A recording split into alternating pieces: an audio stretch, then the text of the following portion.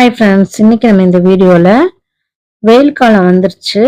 அந்த வெயில் காலத்துக்கு ஏற்ற நல்லா சில்லுன்னு இருக்கக்கூடிய ஒரு ரெசிபி தான் பார்க்க போனோம். குல்ஃபியை எப்படி செய்யறதுங்கிறத பார்க்கலாம். வாங்க வீடியோக்குள்ளார போகலாம். குல்ஃபி செய்யறதுக்கு ஒரு ஸ்டவ்ல ஒரு பாத்திரம் வச்சு அதில் ஒரு 1/4 டம்ளர் தண்ணி ஊற்றிட்டா போகிறோம். இப்போ அதில் 1 லிட்டர் நல்லா திக்கான பால் எடுத்து ஊற்றி வச்சிருக்கேன். இது நல்லா சூடாகி நல்லா கொதிச்சு வரட்டும். பால் நல்லா பொங்கி வர ஆரம்பிச்சிருச்சு. இப்ப அடுப்பை லோ ஃப்ளேம்ல வச்சு இந்த பால் 1 லிட்டர் பால் 750 ml வர வரைக்கும் ஒரு முக்கால்வாசி சுண்டுற வரைக்கும் சுண்ட விட்டுக்குவோம். நல்லா இந்த சைட்ல வர ஏடெல்லாம் நல்லா உள்ளார எடுத்து விட்டு நல்லா சுண்ட காய்ச்சிக்கோங்க. அப்பப்ப ஒரு கரண்டியை வச்சு நல்லா கலந்து விட்டுக்கோங்க. இல்லாட்டின்னா அந்த திக்கான பாலுங்கிறதுனால அடியில ஒட்ட ஆரம்பிச்சிடும். இப்ப இந்த பால் சுண்டி வரதுக்குள்ள நம்ம சில பொருட்களை ரெடி பண்ணி வச்சுக்குவோம். ஒரு 10-15 பாதாம் முந்திரி எடுத்து இந்த மாதிரி பொடியா கட் பண்ணி வச்சிருக்கேன். 1/4 கப்பு சர்க்கரை எடுத்து வச்சிருக்கேன். ஒரு 1/4 கப்பு பால்ல நான் கொஞ்சம் பாதாமையும் முந்திரியையும் ஒரு 4-5 முந்திரி பாதாம நல்லா ஊற வச்சு வச்சிருக்கேன். பாதாம் தோல் எடுத்து வச்சிருக்கேன். அப்புறம் கொஞ்சம் குங்குமப்பூ, ஒரு 1/4 கப்பு கண்டன்ஸ் மில்க் எடுத்து வச்சிருக்கேன். ஒரு 2 டீஸ்பூன் கார்ன்ஃப்ளவர் போட்டு வச்சிருக்கேன்.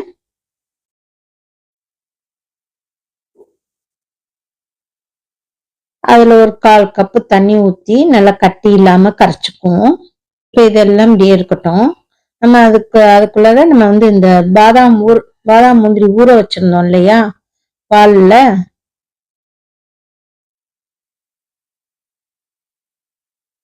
அத இந்த மிக்ஸி ஜார்ல போட்டு நல்லா நைஸா அரைச்சிட்டு வந்துக்கும். இப்ப நைஸா அரைச்சாச்சு.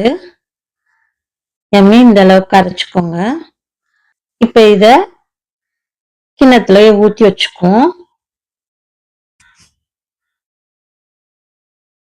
இப்ப நல்லா கொதிச்சு சுண்டிட்டு வருது. இன்னும் கொஞ்சம் சுண்டட்டும். இது நல்லா கொதிச்சுட்டு இருக்கும். சைட்ல ஆடை படியும். அந்த ஆடையெல்லாம் நல்லா உள்ளார எடுத்து விட்டுக்கோங்க. இப்ப பால் சுண்டி ஒரு 750 ml ஆயிடுச்சு. இப்ப இந்த ஸ்டேஜ்ல நம்ம அரைச்சு வச்ச இந்த பாதாம் முந்திரிய ஊத்திட்டு நல்லா கலந்து விட்டுக்குவோம். இது நல்லா கொதிச்சு திக்காகட்டும். பாதாம் முந்திரி அரைச்சு ஊத்துனதுனால கொஞ்சம் திக்காவும், அதனால கொஞ்சம் அடிக்கடி கலந்து விட்டுக்கோங்க. இல்லாட்டி அடியில தங்கி அடி பிடிக்க ஆரம்பிச்சிடும். அடி பிடிச்சா டேஸ்டே மாறிடும். அதனால பார்த்து கொஞ்சம் மெதுவா பக்கத்திலேயே இருந்து கிளறி விடுங்க. அப்பப்ப கலந்து விட்டுக்கிட்டே இருங்க. கொதிச்சு வந்துகிட்டு இருக்கு. இது கொஞ்சம் நல்லா கொஞ்சம் திக்காகட்டும். இப்ப இதுல ஒரு பிஞ்சு குங்குமப்பூ போடுறேன். குங்குமப்பூ போடுறதுனால நல்ல ஃப்ளேவர் கொடுக்கும் குல்ஃபிக்கு. போட்டு இதை மிக்ஸ் பண்ணுங்க. இப்ப இந்த ஸ்டேஜ்ல நம்ம கலந்து வச்ச இந்த கார்ன்ஃப்ளவர் மாவை ஊத்திக்குவோம். ஊத்தி நல்லா கலந்து விட்டுருங்க. திக்காக ஆரம்பிச்சிருச்சு. இப்ப அடுப்ப லோவில் வச்சுட்டு நான் ஒரு 1/4 கப்பு சர்க்கரை எடுத்து வச்சிருக்கேன். அதை போட்டுக்கிறேன். போட்டு நல்லா மிக்ஸ் பண்ணி விட்டுருங்க. சர்க்கரை கரையட்டும்.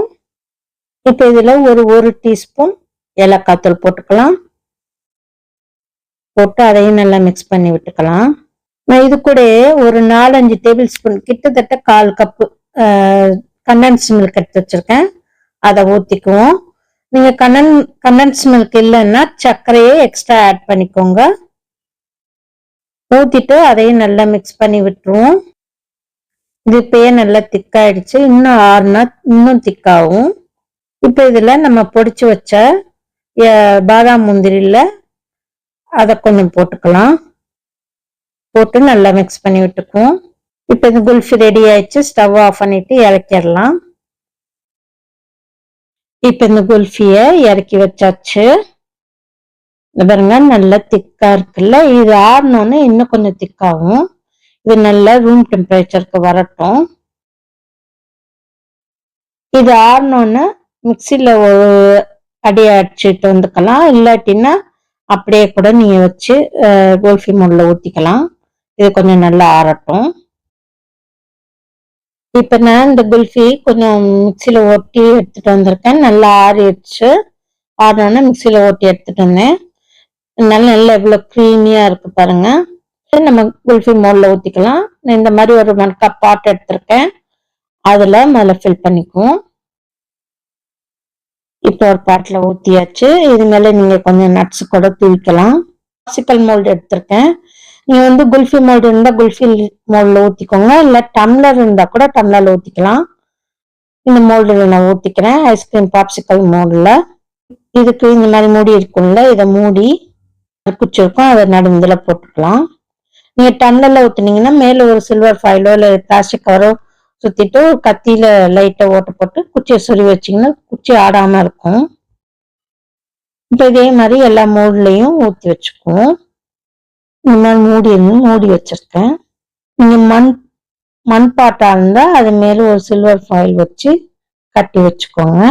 அப்புறம் மேல வந்து ஐஸ் லேயர் படியாம இருக்கும். இப்ப குல்ஃபிய எல்லா மோல்ட்லயும் ஊத்தியாச்சு. இப்ப இத வந்து ஃப்ரீசர்ல 8 மணி நேரம் வச்சு எடுத்துக்குவோம். இல்லாட்டி நீங்க ஓவர் நைட் கூட வச்சு எடுத்துக்கலாம். இப்ப 8 மணி நேரம் ஆயிடுச்சு. வெளியில எடுத்தாச்சு. இப்ப இத திறந்து பார்ப்போம். இது இப்ப டிமோல்ட் பண்ணிக்குவோம். இப்போ ஒரு டம்ளர்ல தண்ணி எடுத்துக்கிட்டு இந்த மோல்ட லைட்டா டிப் பண்ணி எடுத்துக்கோங்க. டிப் பண்ணிட்டு வந்து இப்படி மெதுவா இழுத்தீங்கன்னா வந்துடும். இது பாருங்க எவ்வளவு அருமையான குல்ஃபி, நல்லா சாஃப்டா இருக்கு பாருங்க.